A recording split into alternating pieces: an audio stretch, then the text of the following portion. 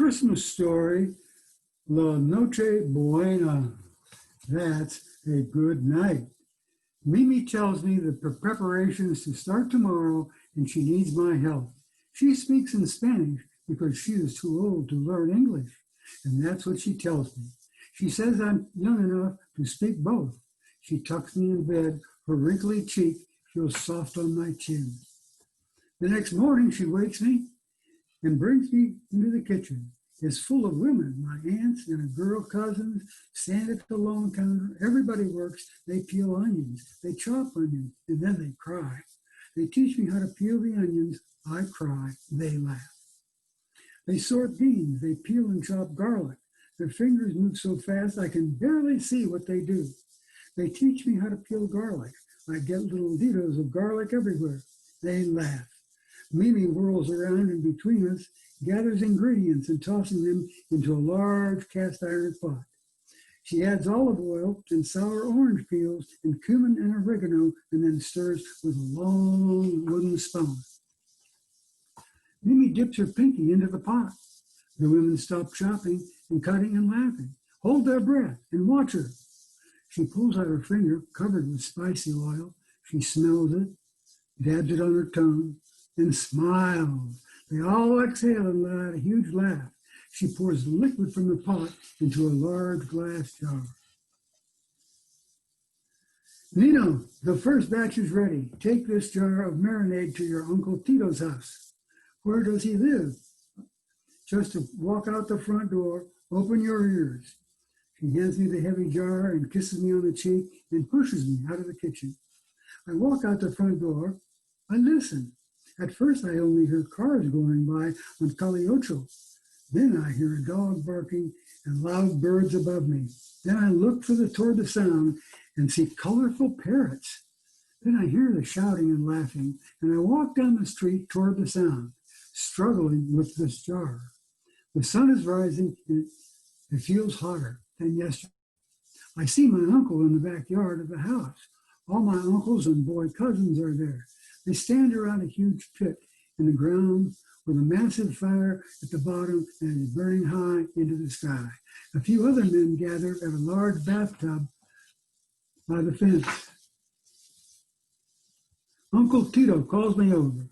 He takes the jar from my hand, sets it on the ground, lifts me in the air, and twirls me around and around. He smells like cigar smoke and campfire, and his bristly chin tickles my chin. Nan, you got tall. You'll be taller than me soon. I don't believe him because he's really tall, but it makes me happy. The men take the marinade. One of them carefully pours it into the bathtub in the backyard. Tito takes 2 thick wooden sticks and pushes them deep into the ground on either side of the pit. What are you doing, I ask. Well, Nina, I'm making a spit to hold the pig we will roast over the next 3 days for the Noche Buena meal. Hand me that pole. I help my cousin Papito carry a long pole over towards Uncle Tito, and he holds it over with 2 wooden sticks and carefully lowers it into the notches. It fits. All the men cheer.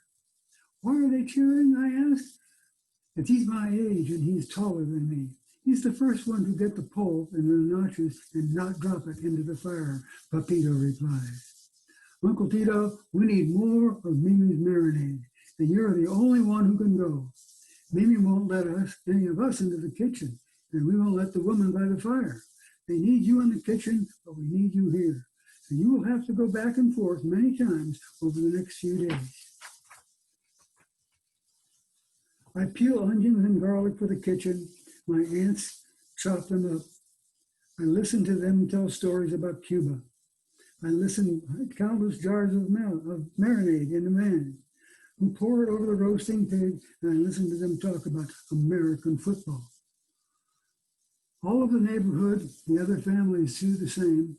On the street between the houses, I meet boys and girls all my age carrying marinade to their uncles. We smell like campfire and garlic. We waste one another's marinade by dipping our little pinkies into the jars and dabbing them on our tongues. We tell stories about our families and laugh so hard. We promise to visit each other during La Noche Buena. Mimi sends me and Pepito out to gather fruit from the trees. We pluck down limes for the meat, lemons for the water, avocados for the salad, and mangoes for dessert, all right from trees to the table. When we get back to the table, it is covered with mounds of food. With a roasted pig in the center, everybody yells and laughs, and we all sit down to the feast. I want to eat right away, but Pepito whispers, we have to wait for the toasts. The toasts begin, with best storytellers in the family giving thanks for a great year. Then Mimi, at the head of the table, holds her glass in the air, and the table falls silent. Her big eyes, brown eyes, glisten as she says, let us give thanks to all who are here and those who are not here. We are happy to be alive. We miss those who are dead, and we are happy that Jesus will be born soon. We are grateful for the pig and this family and the table and the laughter. We are thankful for the laughter. And then I finally get to eat. It's the most magnificent meal I have ever eaten. I eat plate after plate, and the neighbors come by. Mimi feeds them, and afterwards we go to their house, and they feed us. It's a huge traveling party, eaten in many different backyards for many hours. I have never eaten so much or so well. Finally, the food is put away. We all go to the church. The rooster's mass is at midnight. Or I walk around the church to hug every single member of the congregation, just like everyone else does. By the time we all get back to the house, I'm so happy and tired. Then Uncle Tito turns the old record player and grabs my hands, and everyone starts dancing. The music barely stops, but when it does, my aunts and uncles tell more stories and jokes as the sun rises on Christmas Day. So after La Noche Buena, the good night, everybody is finally tired but happy. As my aunt tucks me into the bed, I ask her, may I come next year and bring my up north cousins? She smiles and says, nothing will make me happier. My dad is right. This is the best night of the year, and I can't wait to tell him so. Merry Christmas.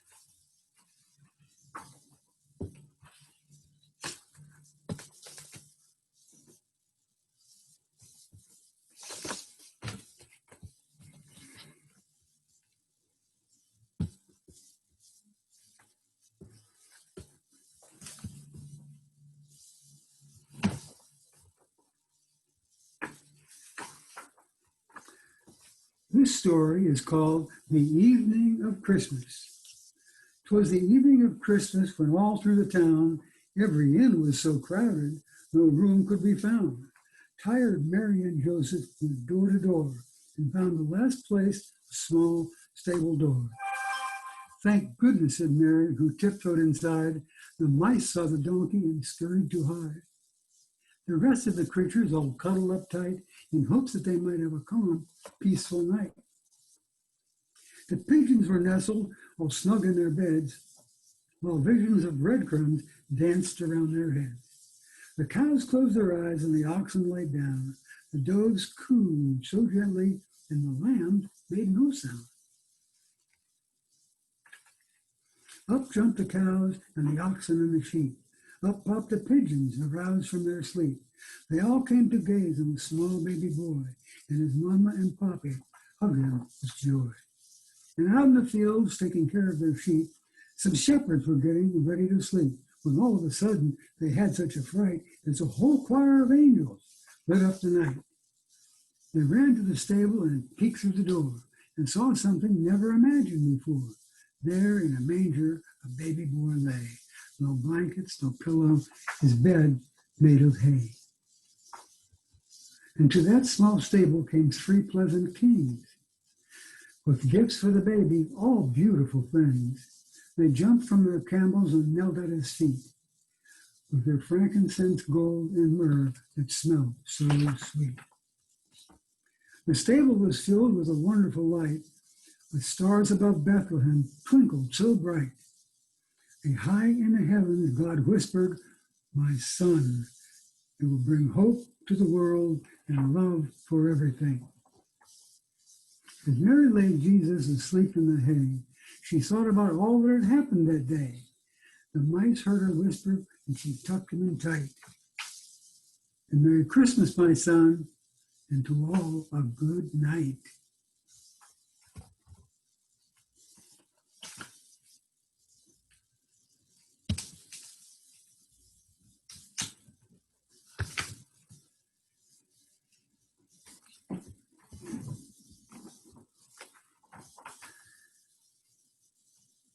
How about this story, A World of Cookies for Santa? Around the world, Christmas time of giving, while Santa Claus, Father Christmas, Father Grandfather Frost, and my other names, packs his sleigh with gifts for children everywhere. They're preparing their own sweet gifts for him. Follow along Santa's tasty trip around the globe, country by country, cookie by cookie. Christmas Island is also known as Christmas Island. It is a place in the world to welcome Christmas Day. It's Santa. Children in this little island in the southern South Pacific share their abundant coconut crops and leave the sweet, chewy coconut macaroons. In New Zealand, children remember the reindeer too. They leave hay or carrots for them, as well as crunchy Anzac biscuits and milk for Santa. Australia, Santa Cleet uses his magic key to open the front door when he visits children in Australia. He leaves small gifts in a sack or stocking by their bedrooms, and their bigger gifts are under the tree.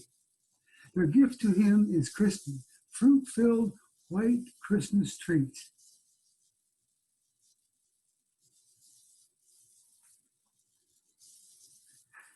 Boys and girls who are too excited to sleep might hear the sound of the bell Santa rings as he leaves their home. In Japan, Hitoshi brings gifts and fortunes to children. They believe he has eyes in the back of his head so he can watch for children who are misbehaving.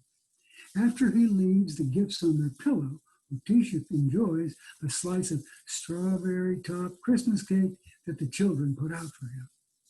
Indonesia, most homes in Indonesia don't have chimneys, so children put their shoes near the door. In front of a pretend fireplace, they make for Santa Claus to fill fins. In return, Santa treats him to taste the tropics with master cookies filled with pineapple jam. Before they go to bed, Filipino children double-check, make sure their parents leave the front door unlatched for Santa Claus. After filling the stocking, Santa buys children the gifts of puto seco, a crisp, melt-in-your-mouth cookie, and spicy ginger tea called soledad. On Christmas Eve in Sri Lanka, children come home after midnight mass and hang their stockings on the tree. After Christmas grandfather, that's what Santa's called, puts their gifts in the stockings, he munches on cookies and lace-fried cookies, while he sips the Ceylon tea and the island country is famous for. In India, children hang their stockings by the window if they don't have a fireplace. They leave Christmas Baba, that's Santa's name, a crisp fried treat called kukus, and a cup of very spiced chai. South Africa, Father Christmas is what they call Santa. He arrives in South Africa by donkey. He fills his children's stockings with special chocolates and small gifts. They leave him a Herzog cookie filled with apricot jam and topped with crunchy coconut meringue. In Malawi, Father Christmas brings gifts to children. Christmas parties at their school. We thank him with mobata, which are sweet potato cookies. Bethlehem, the site of the first Christmas, many people from around the world visit. Bethlehem is for this very special holiday. Santa brings gifts to children in homes with a cross painted over the door. Children give him mamul, a cookie stuffed with dates and honey and nuts. In Egypt, children in Egypt go to bed early in hopes that Baba Noel, Santa's name, will climb through the window and enjoy the sweet biscuit they put out for him and leave him for gifts. In Russia, Grandfather Frost, that's Santa, brings Snow Maiden, that's Mrs. Santa, to deliver gifts.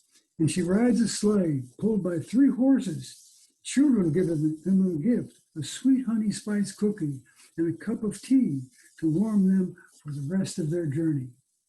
Ukraine, St. Nicholas slips in quietly to put the gifts under the pillow of the children in Ukraine. They leave traditional St. Nick cookie Mikalachi for him. Denmark, Santa puts presents under the tree while the family eats Christmas dinner. When everyone is finished eating, the children see the decorated tree for the first time. They thank Santa in person for their gifts by sharing the rismalde, which is really rice pudding, with him.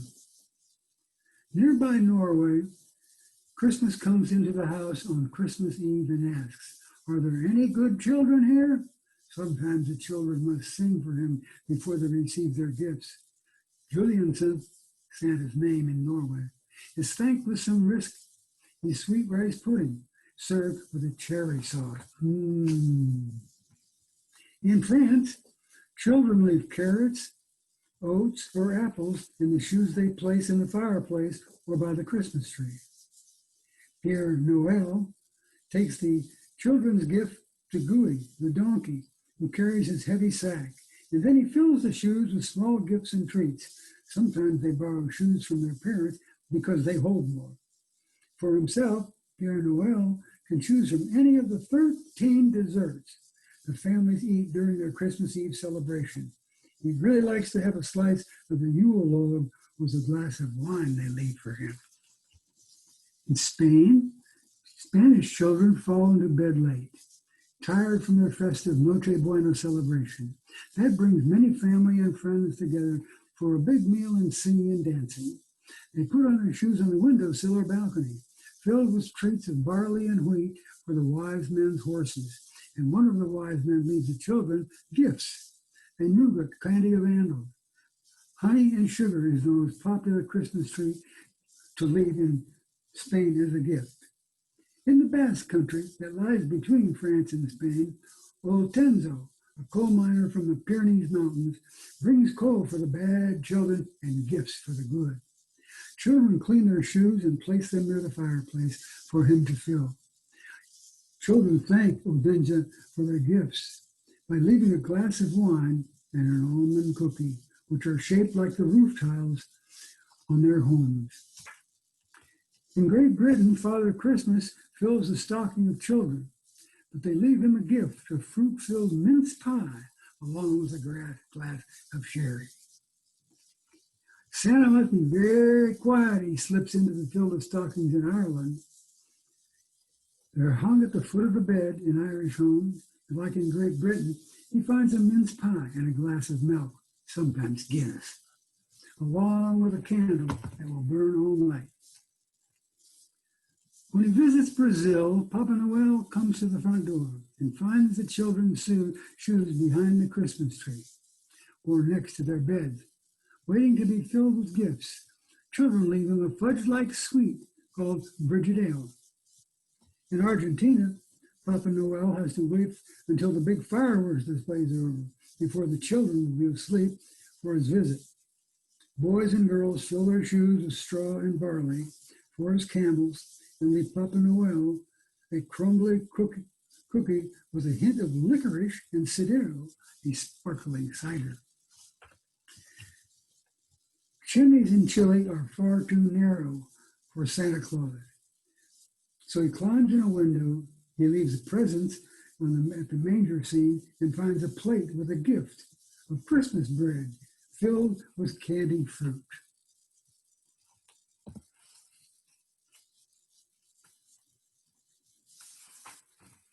Puerto Rico. Boys and girls in Puerto Rico leave straw and shoe boxes under their beds for the camels of the wise men. They also leave mascaradito, a cherry-studded shortbread cookie for the wise men who bring the children gifts. Costa Rica, Colacho, that's Santa, brings gifts to children in Costa Rica and puts them under the fragrant cypress tree. Costa Rican children leave him a gift of crunchy, star-shaped Suspinos and a glass of eggnog flavored with coconut. Mexico. Just after midnight, Mexican children get a break to open a piñata filled with small toys and treats. After they go to bed, Santa arrives to bring their gifts. He looks forward to the nutty, sugar-coated Mexican wedding cookies they leave for him, along with a cup of sweet, spicy Mexican hot chocolate that warms him up as he heads further north where it's cold. The United States. That's where we are. All across America, children have decorated their trees and hung their stockings, waiting for Santa and his reindeer to arrive. From Maine to California and all the states in between, Santa will find a glass of milk and a plate of cookies. Children might choose to give him a decorated gingerbread people, iced sugar cookies, or the classic American chocolate chip cookie. They also leave carrots for Santa's reindeer. The nights are long in Canada. This part of North America, Santa finds his way to Montreal.